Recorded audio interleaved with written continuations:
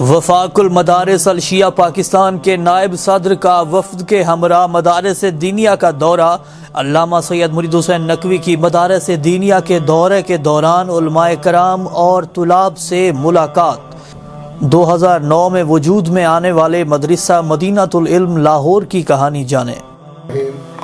مدرسہ باب مدینۃ العلم فروری 2009 میں اس کی تاسیس ہوئی۔ اس وقت 3-4 طالب علموں سے اس کا آغاز ہوا، پھر کمرے اوپر 6 کمرے بنائے۔ اب الحمدللہ 22 طلباء ہیں اس میں زیر تعلیم ہیں۔ تو ہمارے 3-4 بچے امتحان وفاق المدارس کا دے چکے ہیں، اور ان میں مولانا ابوالحسن وہ جامعہ گزاری میں پڑھتے رہے، ادھر سے گئے تھے، اور وہ بتلا رہے تھے کہ جی اس سند کی اہمیت کا پتہ چلتا ہے بندہ ادھر جائے تو۔